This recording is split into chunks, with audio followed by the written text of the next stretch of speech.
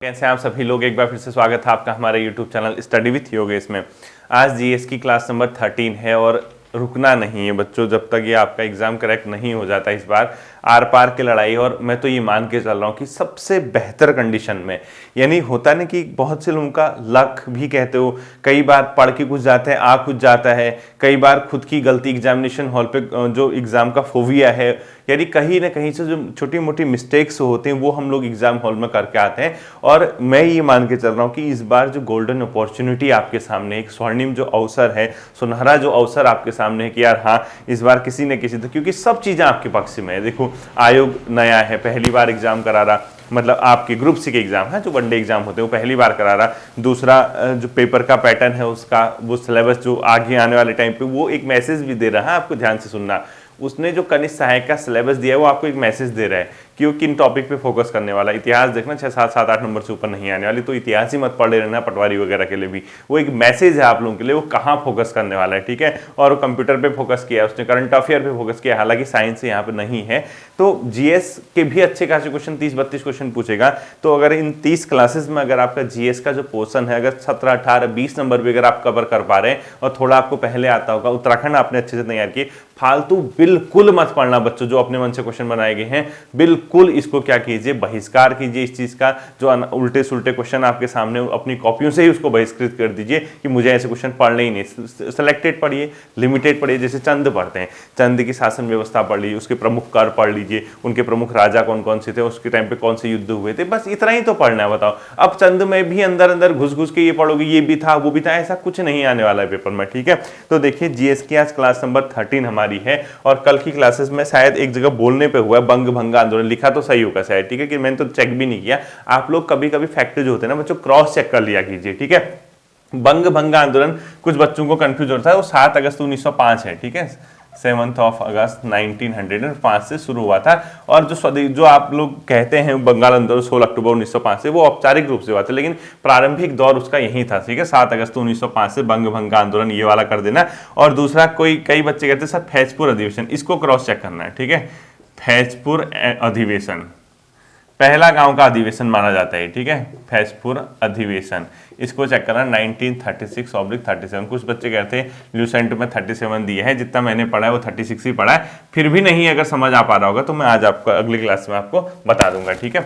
तो देखिए आज जीएस की क्लास नंबर 13 आपकी है, और हम आज इसमें कहाँ से शुरुआत करेंगे। पहला टॉपिक लिख लीजिए आप, गरम दल व नरम दल। यानी आपको सिंपल सी बात है बच्चों, हम लोग जितनी जल्दी हो मॉडर्न हिस्ट्री जितनी जल्दी खत्म हो जाए, मैं कोशिश करूंगा कि आज 12-20 क्लासेस तक आपकी मॉडर्न हिस्ट्री एंड आपकी इकोनॉमी खत्म हो जाए, मेरी कोशिश ये है 20वीं क्लास तक। उसके बाद क्या होगा 25-26 क्लासेस पहुंचते तक हम एंशिएंट और मेडुअल, क्योंकि वो ज्यादा पढ़ना नहीं है, वो लिमिटेड ही मैं निकालूंगा उसमें सेलेक्टेड, ये नहीं कि इंडस वैली भी पढ़ूं, वैदिक भी पढ़ूं, उत्तर वैदिक, इतना टाइम है ही नहीं तो मैं कहां से पढ़ाऊं, ठीक है। देखिए इसमें पहला लिख लीजिए आप लोग टॉपिक, गरम दल व नरम दल, ठीक है। गरम दल व नरम दल, पहला टॉपिक आपने ये लिखना है, ठीक है, गरम दल व नरम दल। फर्स्ट टॉपिक आपका आज ये रहेगा। अब आपको इसमें क्या देखना है, सबसे पहली चीज देखिए, कई बार इसको उग्रवादी भी बोलते हैं, ठीक है, उग्रवादी और उदारवादी, इसके ब्रैकेट में लिख लो उदारवादी। अब मैं नहीं कह रहा, ठीक है, ये कौन कहते हैं, किताबें कहती हैं। अब कई बच्चे लिख देंगे सर आप उग्रवादी क्यों कह रहे हो। उग्र मतलब होता है जो गर्म जोशीले लोग होते हैं, ठीक है, उग्रवादी। ये उग्रवादी का नेगेटिव सेंस नहीं है, ये सिर्फ इसलिए यूज हुआ है कि यहाँ पे गरम मिजाज के थे, ठीक है। तो यहाँ से एक पहला क्वेश्चन पूछता है, इनमें से कौन सा है गरम दल का नेता था या उग्रवादी थे, इनमें से कौन से नरम दल के नेता थे। तो प्रमुख गरम दल के नेताओं के नाम लिख लीजिए। एक तो लाल बाल पाल लिख लीजिए आप, लाला लाजपत राय, लाला लाजपत राय, ठीक है। पहला क्या लिखोगे, लाला लाजपत राय, ठीक है, फर्स्ट लिखोगे। दूसरा आप लोग इसमें क्या लिखोगे, बाल गंगाधर तिलक, लाल बाल, हाँ बाल गंगाधर तिलक, बाल गंगाधर तिलक, ठीक है। तीसरा क्या लिखोगे, बिपिन चंद्र पाल, ये तीन ही हो गए, बिपिन चंद्र पाल, ठीक है। लाल बाल पाल, ये सब के सब क्या थे, गरम दल के नेता थे। इसके अलावा जो आता है बच्चों, मदन लाल लिख लो, उधम सिंह लिख लो, अरविंद घोष लिख लो, ये मेन थे, ठीक है। मदन लाल लिख लो, मदन लाल, अरविंद घोष, अरविंद घोष, ठीक है, और उधम सिंह आदि कर दो। ये बेसिकली कौन थे बच्चों, ये गरम दल के नेता थे। अब इसमें देख लो, बाल गंगाधर तिलक के बारे में एक बहुत वो है, इसको भारतीय अशांति का जनक कहा जाता है। यानी विंस्टाइल ने इसने कहा था अपने आप में कि मतलब ये भारतीय अशांति का अग्रदूत किसको कहा था, बाल गंगाधर तिलक को, वो तो मैं आपको बताऊंगा। तो लाल, ये आपके अगर क्वेश्चन पूछता है कि उग्रवादी कौन थे, ये आपके उग्रवादी नेताओं के अंदर आते हैं, ठीक है। अगर उग्रवादी नहीं पूछता है तो उदारवादी पूछता है। उदारवादी में सब नॉर्मल, गोखले, नेरोजी, बनर्जी, रनाडे। लिखो इसमें क्या लिखोगे, गोपाल कृष्ण गोखले, ये कौन से, नरम दल वाले, ठीक है, गोपाल कृष्ण गोखले। दूसरा दादाभाई नेरोजी, दादाभाई नौरोजी, गोविंद रनाडे, रनाडे, व्योमेश चंद्र बनर्जी, व्योमेश बनर्जी, ठीक है, व्योमेश चंद्र बनर्जी। ये लोग अपने आप में क्या थे बच्चों, गरम दल की जगह नरम दल के नेता थे। और एक दो और लिख लीजिए इसमें, गोविंद रनाडे लिख लिया ना आपने, हाँ ठीक हो गया, एमजी रनाडे, ठीक है, महात्मा गोविंद रनाडे। इसके अलावा फिरोज शाह मेहता लिख लीजिए एक, तो ये आपके काफी होंगे, ठीक है, एक फिरोज शाह मेहता लिख लीजिए। तो ये जो थे बच्चों नरम दल के नेता थे, ठीक है, फिरोज शाह मेहता, फिरोज शाह मेहता आदि। अब आपसे क्वेश्चन क्या पूछता है, इसी में से पूछ लेता हूं क्वेश्चन, वो आपसे पूछेगा इनमें से कौन सा एक नरम दली था या इनमें से कौन सा एक गरम दली था, ठीक है। ये पहले कांग्रेस का एक ही साथ काम करते थे, तो उसके बाद क्या हुआ, नरम दल और गरम दल का विभाजन। तो अगला क्वेश्चन लिखिए, किस वर्ष नरम व गरम दल का विभाजन हुआ था, 1907 में, ठीक है। कांग्रेस के किस अधिवेशन में नरम व गरम दल का विभाजन हुआ था, 1907 में सूरत अधिवेशन हुआ करता था, एक सूरत अधिवेशन। यहां पर इनका क्या हो गया बच्चों, विभाजन हो गया, और गरम व नरम दल दो भागों में कांग्रेस से क्या हो गए, आईएनसी से विभाजन हो गया। इसका पूरा लिखना, इसका विभाजन, ठीक है। और इसकी जो अध्यक्षता की थी सूरत अधिवेशन की, वो की थी रास बिहारी घोष के द्वारा, ठीक है। अध्यक्षता लिखो, रास बिहारी घोष के द्वारा सूरत अधिवेशन की अध्यक्षता लिखोगे, अध्यक्षता रास बिहारी घोष के द्वारा, ठीक है, रास बिहारी घोष के द्वारा। जैसे भी क्वेश्चन पूछेगा।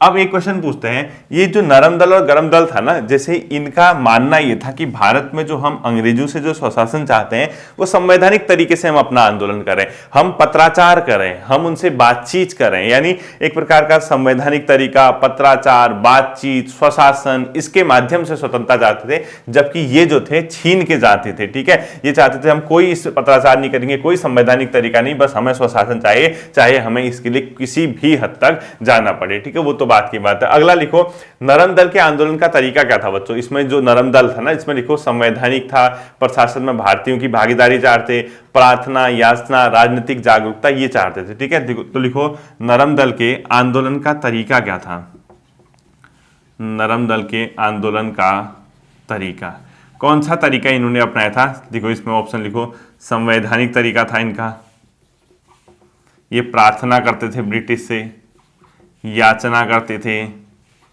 राजनीतिक जागरूकता फैलाते थे लोगों में, राजनीतिक जागरूकता, ठीक है, और संवैधानिक प्रार्थना, याचना, राजनीतिक जागरूकता आदि। इस तरीके से ही क्या चाहते थे, प्रशासन, और लिखो प्रशासन में भारतीयों की भागीदारी, एक और लिखो, प्रशासन में भारतीयों की भागीदारी, भारतीयों की भागीदारी, ये लोग चाहते थे, कौन, भागीदारी, ये चाहते थे नरम दल। अगर क्वेश्चन कभी ये पूछता है इनमें से किन का जो तरीका था संवैधानिक मतलब प्रशासन में भारतीयों की भागीदारी का, तो नरम दल का ये एक अपने आप में वे था, तरीका था, ठीक। अब इसमें से एक क्वेश्चन यहाँ पर ये भी पूछता है, इसमें से यहीं पे क्वेश्चन आता है कि इनमें से किसने स्वशासन पर बल दिया, यानी किसकी अध्यक्षता में, क्वेश्चन भी पूछता हो किसकी अध्यक्षता में स्वशासन। देखो यहीं पर आपको एक क्वेश्चन लिखना है बच्चों, क्या, एक लिखो 1905 का बनारस अधिवेशन, बनारस अधिवेशन किसका, भारतीय राष्ट्रीय कांग्रेस का, ठीक है, अधिवेशन। इसके जो अध्यक्ष थे कौन थे, गोपाल कृष्ण गोखले थे, ठीक है, गोपाल कृष्ण गोखले किसके अध्यक्ष थे, बनारस अधिवेशन के। गोपाल कृष्ण गोखले ने 1905 में इंडियन सर्वेंट ऑफ सोसाइटी यानी सेवक समाज दल की, यानी सर्वेंट ऑफ इंडियन सोसाइटी की स्थापना की थी, ठीक है। यानी आपको ये पता होना चाहिए कि किसके द्वारा, मतलब गोपाल कृष्ण गोखले जी का ही नाम आता है, ठीक है, किसके द्वारा अगर आपसे भारत सेवक समाज की स्थापना पूछता है तो गोपाल कृष्ण गोखले, ठीक है। तो 1905 में गोपाल कृष्ण गोखले ने क्या किया, भारत सेवक समाज, इंडियन सर्वेंट सोसाइटी, भारत सेवक समाज। मोस्ट इंपोर्टेंट क्वेश्चन है, क्वेश्चन इसको स्टार लगा देना, इसको इंग्लिश में भी लिखना है। इंडियन सर्वेंट सोसाइटी की स्थापना किसने की थी? ठीक है, इंडियन सर्वेंट सोसाइटी, भारत सेवक समाज की स्थापना 1905 में गोपाल कृष्ण गोखले ने। और इसी बनारस अधिवेशन में एक चीज ध्यान रखना, इन लोगों के द्वारा क्या किया गया था, यहां पर पहली बार स्वराज पर चर्चा हुई थी। ठीक है, लिखो किस अधिवेशन में स्वराज पर चर्चा, सेल्फ रूल बोलते हैं। ठीक है, स्वराज पर चर्चा, यानी ब्रिटिश का रूल ना होकर हमारे देश का अपना रूल होना चाहिए, ये इसी अधिवेशन में हुआ था। इसके जस्ट नेक्स्ट ईयर 1906 में इंडियन नेशनल कांग्रेस का जो अधिवेशन हुआ था, इंडियन नेशनल कांग्रेस का अधिवेशन, उसके अध्यक्ष थे कौन? नौरोजी। अध्यक्ष कौन थे? दादा भाई नौरोजी लिखना। ठीक है, और इसी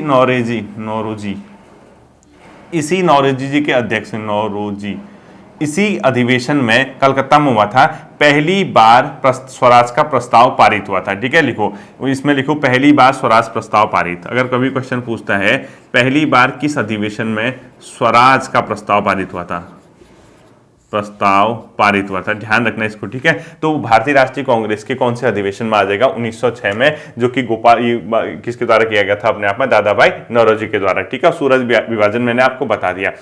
दादा भाई नौरोजी को प्यार से लोग बोलते थे बच्चों भारत का वायुवृद्ध पुरुष। ठीक है, grand old man of India नाम से इसी को जाना जाता था, जो कि सुपर इंपोर्टेंट है स्पेशली फॉर पुलिस एग्जाम। ठीक है, ये यूकेपीएससी का हमेशा से जो क्वेश्चन रहा है, इससे क्वेश्चन पूछता है कि किसको भारत में grand old man of India के नाम से जाना जाता है? Grand old man of India, man of India. ठीक है, ये कहा जाता है बच्चों दादा भाई नौरोजी को। लिखो दादा भाई नौरोजी को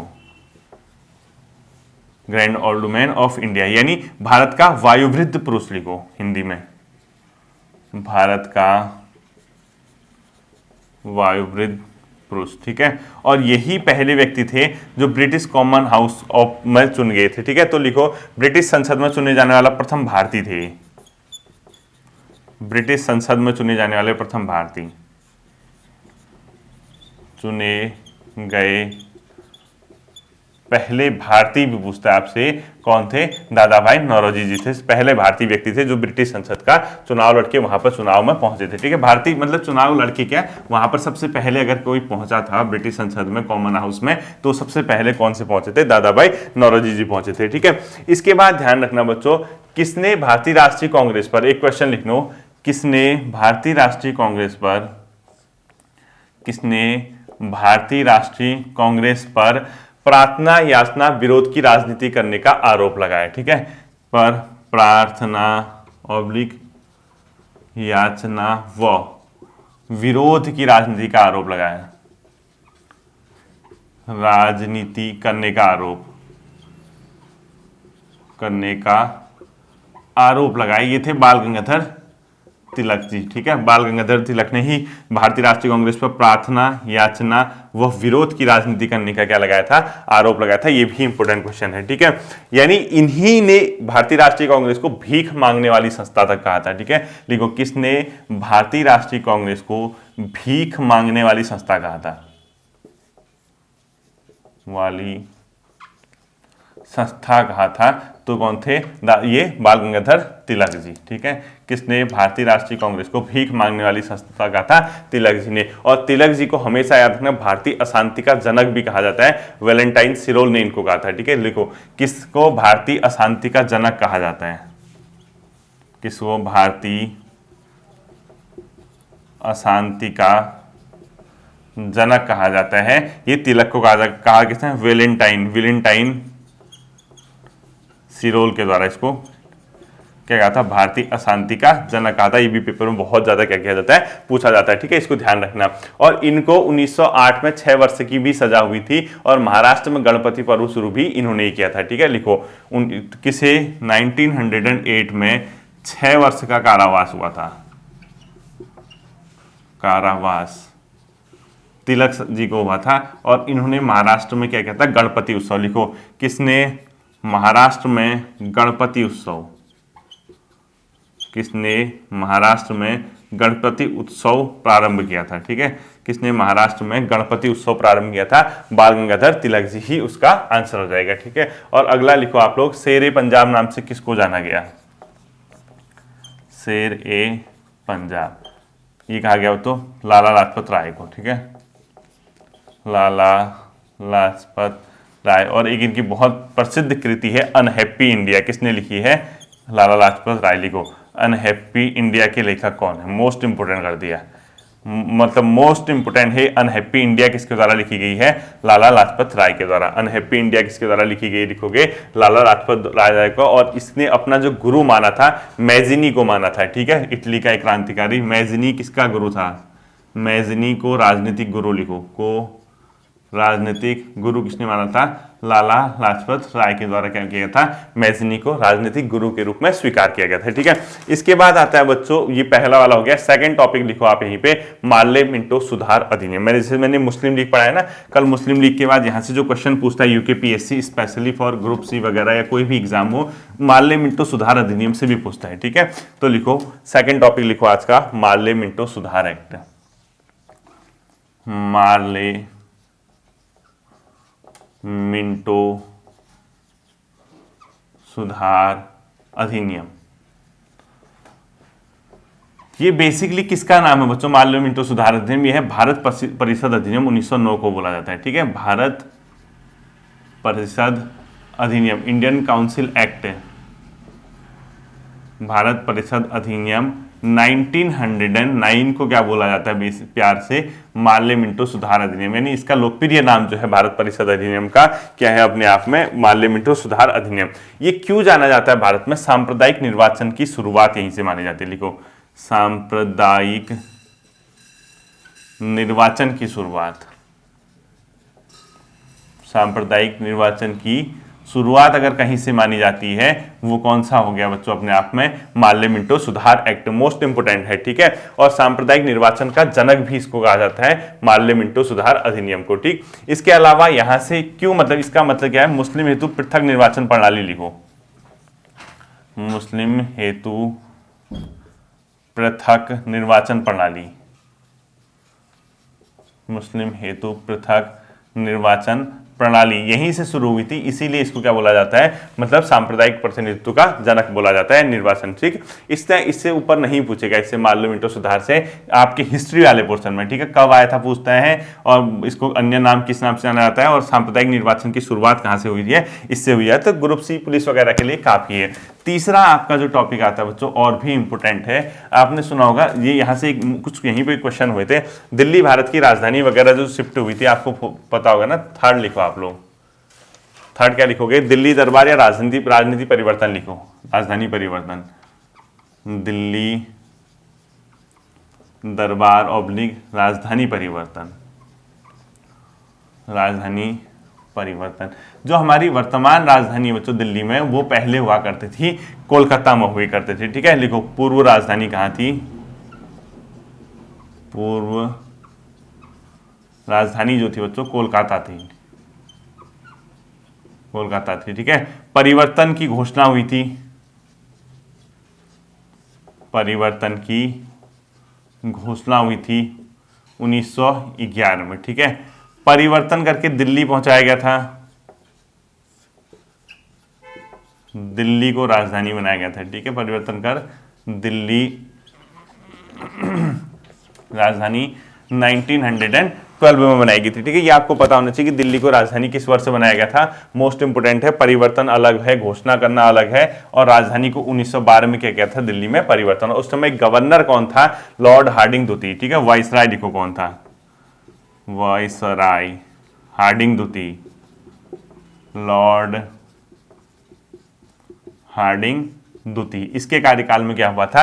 राजनीति परिवर्तन। अगला देखिए, तो लॉर्ड हार्डिंग द्वितीय पे, अब इसमें जब राजधानी परिवर्तन हुआ था, जब निकल रहा था रैला, तो इस पे क्या कर दिया था? बॉम्ब फेंक दिया गया था, ठीक है। उसको दिल्ली षड्यंत्र केस भी बोलते हैं, ठीक है। लिखो दिल्ली षड्यंत्र केस किस वाइसराय से संबंधित है? दिल्ली षड्यंत्र केस ये है बच्चों हार्डिंग द्वितीय से संबंधित है, ठीक है। हार्डिंग सेकंड से इस पे क्या हुआ था? बॉम्ब फेंका गया था, और कुछ लोग उसमें पकड़े हुए थे, 11 लोगों को अभियुक्त वगैरह बनाया गया था, बॉम्ब फेंका गया था। उतना नहीं पढ़ा रहा मैं, कुछ नाम लिख लो इसमें। मास्टर अमीर चंद, कौन कौन थे इसमें? एक लिखो मास्टर अमीर चंद, दिल्ली षड्यंत्र केस के मुख्य अभियुक्त थे, ठीक है। इसके अलावा लिखो भगवती चरण बोहरा, भगवती चरण बोहरा, ठीक है। थर्ड लिखोगे आप लोग क्या, बाल मुकुंद और अवध बिहारी।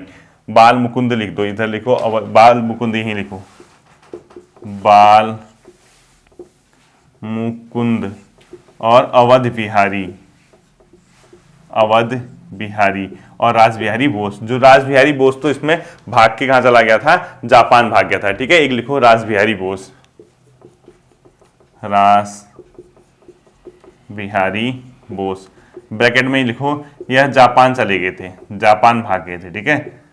जापान भागे थे इस केस के बाद, यानी दिल्ली दरबार जब हुआ था उसके बाद वो कहाँ की ओर चले गए थे, ये हार्डिंग बम केस के बाद जापान भाग गए थे, ठीक है।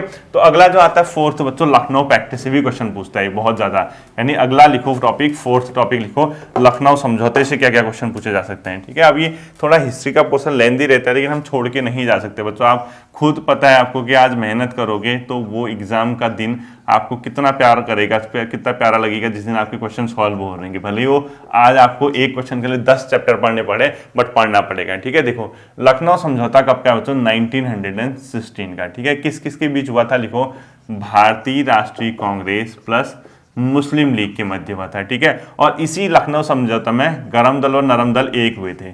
जो विभाजन हुआ था ना 1907 में, ये फिर एक हो गए, गरम दल व नरम दल एक हुए थे, ठीक है।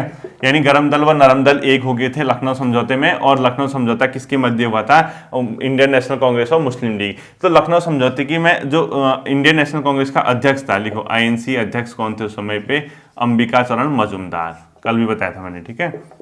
अंबिका चरण मजूमदार, अंबिका चरण मजूमदार जी इसके क्या थे, अध्यक्ष थे। ये भी आपको क्या रखना है, ध्यान में रखना है। इसके अलावा देखना भारतीय राष्ट्रीय कांग्रेस और मुस्लिम लीग के बीच समझौता किसने कराया लखनऊ समझौते में, तिलक ने महत्वपूर्ण भूमिका निभाई थी, ठीक है। समझौता किसके द्वारा कराया गया था, बाल गंगाधर तिलक के द्वारा, लिखो। और इनके बीच किसके द्वारा कराया गया था, तिलक प्लस एनी बेसेंट के द्वारा, तिलक व एनी बेसेंट ने इसमें समझौता करवाया था। अगर कभी ये पूछता है ना कि जो लखनऊ समझौता होता है इसमें किसने समझौता कराया था, मुस्लिम लीग और इसमें, तो तिलक हो जाएगा। वहां तिलक और एनी बेसेंट जो भी ऑप्शन में आएगा आप लोग उसको देख लेना, ठीक है। अब यहाँ पर जो ये था, ये समझौता जो हुआ था, क्या हुआ था, लिखो समझौते में क्या हुआ था, भारतीय राष्ट्रीय कांग्रेस द्वारा मुस्लिमों हेतु पृथक निर्वाचन प्रणाली को स्वीकार किया गया था। मुस्लिम हेतु पृथक निर्वाचन, सेपरेट इलेक्शन सिस्टम, ठीक है, इलेक्टोरल सिस्टम, निर्वाचन प्रणाली को स्वीकार किया गया था। यही इसका सबसे की पॉइंट है कि ये क्या समझौता था, जो निर्वाचन प्रणाली उसको स्वीकार कर लिया गया था। और यहीं पे सबसे पहले गांधी जी को जो है अपने आप में इसी अधिवेशन में चंपारण किसानों की समस्या से अवगत कराया गया था, ठीक है। लिखो इसके ब्रैकेट में लिखो, इसी अधिवेशन में गांधी जी को चंपारण किसान समस्या से अवगत कराया गया, समस्या से अवगत कराया गया। आपको ये भी क्या होना चाहिए, पता होना चाहिए, ठीक है। ये भी अपने आप में क्या है बच्चों, इंपोर्टेंट क्वेश्चन है। इसके बाद जो 6th टॉपिक आएगा वो सीधे आएगा इकोनॉमी से। कहां से आएगा, इकोनॉमी से, यानी अर्थशास्त्र से आएगा आज के दिन का छठा टॉपिक, ठीक है। तो लिखो 6 नंबर का टॉपिक लिखो, WTO सिलेबस में दिया है, विश्व व्यापार संगठन, लिखो विश्व व्यापार संगठन, ये सिलेबस में दिया है। एक प्रश्न आना कंफर्म है, ठीक है। सबसे पहले लिखो स्थापना, स्थापना क्या लिखोगे, 1 जनवरी 1995। सेकेंड लिखो मुख्यालय, कहाँ लिखोगे, जेनेवा स्विट्जरलैंड, जेनेवा, ठीक है। और किस संधि से बना था, ठीक है, लिखो किस समझौते से WTO अस्तित्व में आया, WTO आया, ठीक है। ये बच्चों मारिकस समझौता बोलते हैं उसको, मतलब ये यहीं पे हुआ था। ये जो समझौता हुआ था 1994 में मराकेश सहमति से, ठीक है। इस किस समझौते से WTO अस्तित्व में आया, मराकेश समझौते से, मराकेश समझौता। और ये कब का था, 1994 का, 1994 से। और इसका मुख्य कार्य क्या होता है, मुख्य कार्य लिखो डब्ल्यूटीओ का मुख्य कार्य क्या है? अंतर्राष्ट्रीय व्यापार को सरल, सुगम और उदारीकृत बनाना। ठीक है, तो लिखो इसका मुख्य कार्य अंतर्राष्ट्रीय व्यापार का उदारीकरण और भेदभाव रहित व्यापार को बढ़ावा देना। ठीक है, लिखो अंतर्राष्ट्रीय व्यापार का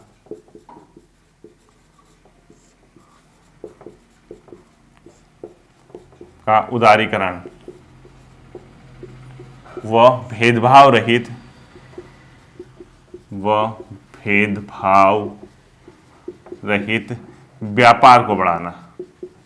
व्यापार को बढ़ाना इसका मुख्य कार्य है। ठीक है, डब्ल्यूटीओ से पहले बच्चों किसके स्थान पे आया था? इससे पूर्व में इसकी जगह एक संस्था थी, डब्ल्यूटीओ से पूर्व संस्था, उसका नाम था गैट। ठीक है, लिखो डब्ल्यूटीओ से पूर्व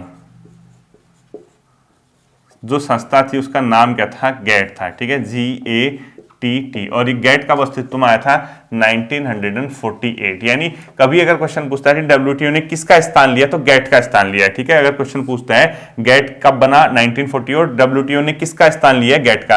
गैट क्या था बच्चों? General agreement on tariff and trade. इसमें लिख लो general agreement on tariff and trade. ठीक है, इसमें लिखो general agreement on tariff and trade, tariff व ट्रेड, यानी व्यापार और प्रशुल्क पर एक सामान्य समझौता। हिंदी में बोलेंगे इसको, गैट को क्या बोलेंगे हिंदी पे? GATT। व्यापार व प्रशुल्क पर,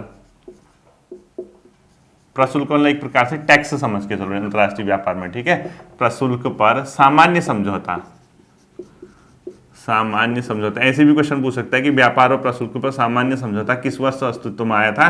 1948, जिसको इंग्लिश में बोलते हैं GATT, general agreement on tariff and trade. इसी के स्थान पर 1995 में क्या बना था? 1995 में विश्व व्यापार संगठन अस्तित्व में आया था। ठीक है, 1995 में। वर्तमान में इसके सदस्य हैं बच्चों 164, जो कि भारत जो इसका सदस्य बना था वो कब से बना था? 1995 से। ठीक है, सदस्य लिखो 164, और सबसे लेटेस्ट लिखो अफगानिस्तान। ठीक है, वो भारत कब से बना इसका सदस्य? 1995 से। भारत कब से बना? 1995 से। सदस्य में इसमें ब्रैकेट में लिखो भारत जो बना था इसका सदस्य कब से बना था? भारत को जो बनाया गया था वो 1995 से, और अफगानिस्तान लेटेस्ट है। ठीक है, इसका एक जो सम्मेलन होते हैं बच्चों, दोहा वार्ता हुई थी। दोहा वार्ता जो है, दोहा चक्र की वार्ता लिखो, 2001 से शुरू हुई, 2001 से। और इसका जो फोकस था कृषि पर फोकस लिखो, कृषि पर आधारित था। ठीक है, कृषि समस्याओं पर आधारित बेसिकली ये था। कौन सा? दोहा चक्र की वार्ता। अगर आपका क्वेश्चन बनने वाला होगा डब्ल्यूटीओ से, इतने से बन जाएगा, नहीं बनने वाला होगा तो फिर किसी से नहीं बनने वाला है। ठीक है, फिर वो इससे बाहर के ही क्वेश्चन आते हैं। फिर इतना टाइम भी नहीं है कि मैं आपको एक एक चीज यहाँ पे पूरा डेप्थ में पढ़ा सकूँ। इसके कृषि की समस्याएं क्या है, सब्सिडी को लेके क्या है, वो तो डेप्थ वाली क्लासेज होगी, वो अलग प्रॉब्लम है। ठीक है, इसके बाद जो आता है बच्चों भुगतान संतुलन, आज के दिन का अंतिम टॉपिक लिखो, ये भी तो सिलेबस में है। ठीक है, भुगतान संतुलन। ठीक है, भुगतान संतुलन किसी भी देश के व्यापार का आयात व निर्यात का एक प्रकार का जो व्यापार होता है, व्यापार घाटा जो बोलते हैं, या आयात निर्यात का एक प्रकार का क्या है? लेखा जोखा है। ठीक है, यानी आयात निर्यात के संबंध में लिखो। भुगतान संतुलन का अर्थ क्या है? आयात जो हम मंगाते हैं, निर्यात जो हम भेजते हैं से संबंधित होता है। ठीक है, से संबंधित। अंतर्राष्ट्रीय व्यापार में आयात और निर्यात से संबंधित होता है क्या? भुगतान संतुलन। ठीक है, जैसे हम कई देशों को भेजते हैं, अपने देश में मंगाते, फिर देखते हैं कितना उसको दिया, कितना अपना लिया, कि घाटा है, फायदा है, वो सब बैलेंस होता है। ठीक है, भुगतान संतुलन उसी से संबंधित है। देखो बच्चों, भुगतान संतुलन में दो चीजें आती हैं, इसको ऐसे लिखो, भुगतान, क्या पता इससे क्वेश्चन पूछ दे आपसे, क्योंकि सिलेबस में लिखा है, ऐसे पूछेगा नहीं, टफ टॉपिक हो जाते हैं। ठीक है, भुगतान संतुलन में बच्चों तीन चीजें आती है बेसिकली, क्या क्या? एक को बोलते हैं दृश्य व्यापार, जिसको आप देख सकते हो, दृश्य व्यापार।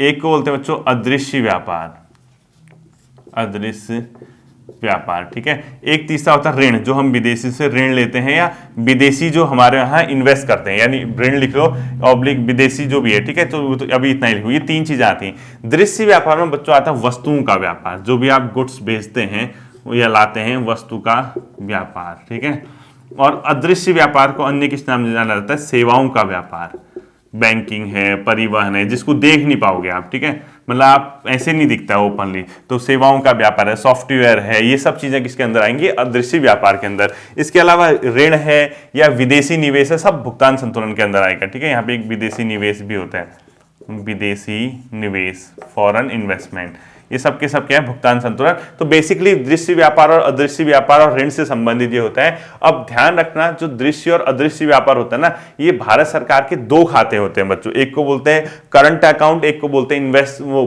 Capital account. ये दृश्य और अदृश्य व्यापार दोनों ही भारत के चालू खाते के हिस्से हैं, लिख लो, चालू खाते का हिस्सा है। ठीक है, यानी भारत सरकार का एक अकाउंट होगा, उसको करंट अकाउंट बोलेंगे, उसमें इसका बैलेंस किया, उसमें इसका हिसाब किताब रखा जाएगा कि हमने कितना वस्तुओं का भेजा, कितना लाया, सब इसके अंदर रहेगा। ठीक है, ये किसके अंदर आते हैं बच्चों, चालू खाते के अंदर आते हैं, इसको आप लोग ध्यान रखना। जबकि जो ऋण आता है वो आता है बच्चों पूंजीगत खाते के अंदर। ठीक है, यानी इसको लिखो, विदेशी ऋण हो गया, ये आता है पूंजीगत खाता।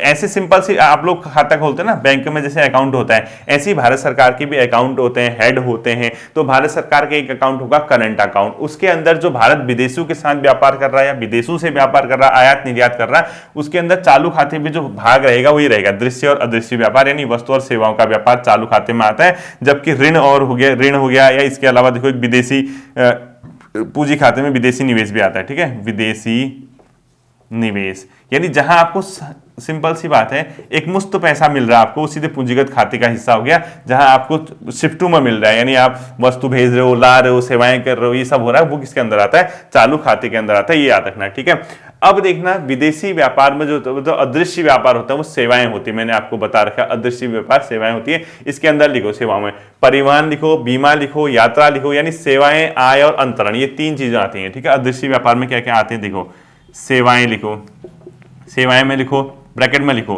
परिवहन, बीमा, पूरा लिखना, परिवहन, बीमा, यात्रा, संचार, इसके अलावा सॉफ्टवेयर, ये सब समाचार एजेंसी, ये सब के सब सेवाओं में आएंगे। ठीक है, दूसरा होता है अदृश्य व्यापार में जो आय होती है, इनकम, और तीसरा होता है अंतरण।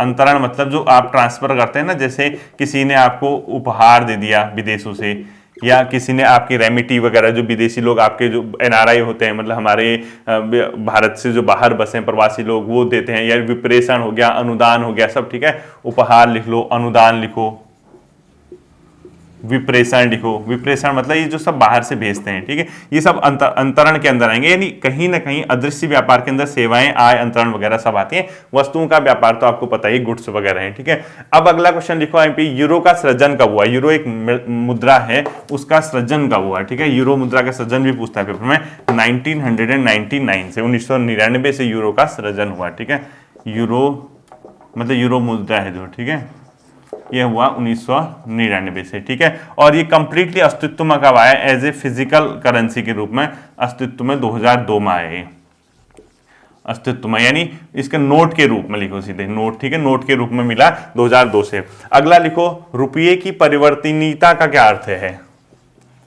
रुपये की परिवर्तनीयता, ठीक है, ये बहुत पेपर में पूछ सकता है, मतलब ये क्वेश्चन आ सकता है। ये रुपये की परिवर्तनीयता का मतलब है बच्चों, जिसके साथ हम व्यापार कर रहे हैं, जो अंतर्राष्ट्रीय व्यापार में जो करेंसी मतलब जिसको एक्सेप्ट किया गया है, हम अपने रुपये को उसमें कन्वर्ट करते फ्रीली, और उस करेंसी को अपने रुपये में कन्वर्ट कर लें। यानी इसका मतलब सीधा सीधा है, रुपये को अन्य प्रमुख मुद्राओं व अन्य मुद्राओं को रुपये में कन्वर्ट करना है। ठीक है, इसको लिखो, रुपये को अन्य मुद्रा में व अन्य मुद्रा को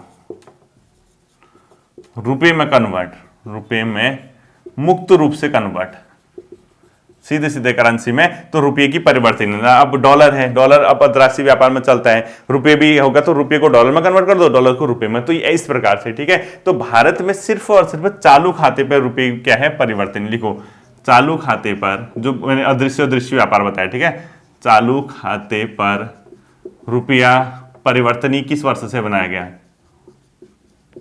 1994 से। ठीक है, और पूंजीगत खाते पे रुपये को नहीं बनाया गया। ठीक है, पूंजीगत खाते पर समिति जो बनी थी, समिति तारापुर समिति थी, तारापुर समिति, ठीक है। इस समिति से कहा गया कि आप पूंजीगत खाते पे हम रुपए को परिवर्तनीय बनाए या ना बनाए, इसके आप जांच करो। तो इसके लिए कमेटी बनाई थी तारापुर समिति, ठीक है। अगला लिखो, मुद्रा का अवमूल्यन क्या होता है? मुद्रा अवमूल्यन, ठीक है। तो लिखो, अन्य मुद्रा की तुलना में अपनी मुद्रा की को कम कर देना। अन्य मुद्रा की तुलना में देसी मुद्रा का मूल्य कम कर देना।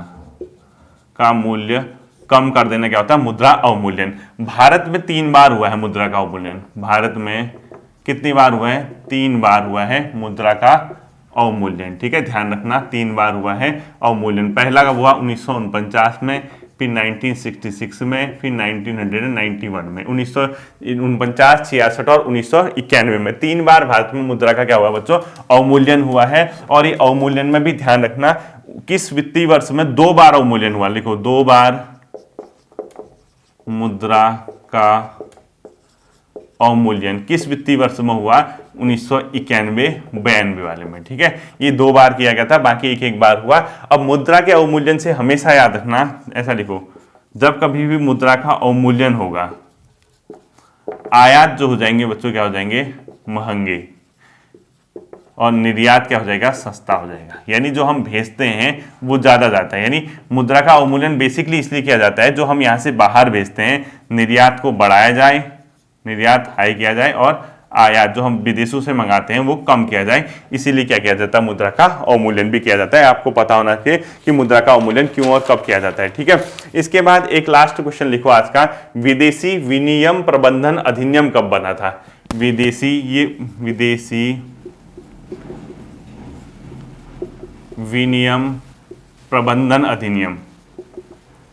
प्रबंधन एक्ट, यानी इसको बोलते हैं बच्चों फॉरेन एक्सचेंज मैनेजमेंट एक्ट, ठीक है। फॉरेन एक्सचेंज मैनेजमेंट एक्सचेंज यानी फेमा, ये बना था, एक्ट पारित हुआ था 1999 से। 2000 में इसने थोड़ा थोड़ा काम करना शुरू किया, और पूरी रूप से इसने काम करना शुरू किया 2002 से, ठीक है। विदेशी विनियम प्रबंधन एक्ट 2000 से 2000, इसको बोलते हैं फेमा, FEMA 2000 से, ठीक है। FEMA यानी फॉरेन एक्सचेंज मैनेजमेंट एक्ट। ये फेरा नहीं है, ठीक है, ये फेमा है। तो ये 2000 से इसने, सॉरी 1999 से, एक्ट 1999 का है, 1999 का। आंशिक रूप से काम लिखो, फेमा ने आंशिक रूप से काम करना शुरू किया 2000 से, आंशिक काम यानी थोड़ा थोड़ा, ठीक है। और पूर्ण रूप से काम किया इसने 2002 से, यहाँ पे लिख दो 2002, पूर्ण रूप से काम करना इसने शुरू किया। क्या है, कैसा है, सब मुद्रा से संबंधित है, फॉरेन एक्सचेंज से संबंधित है। वो मैं किसी दिन बता दूंगा आपको। इतना आपको पढ़ना है। ये भुगतान संतुलन भी हो गया आपका, WT हो गया, 2 टॉपिक इकोनॉमी की ये कंप्लीट हो गए। इससे बन जाएगा, क्वेश्चन बनना होगा, ठीक है। फिर मिलते हैं अगले सेशन पे, अपना ध्यान रखिएगा। Thank you.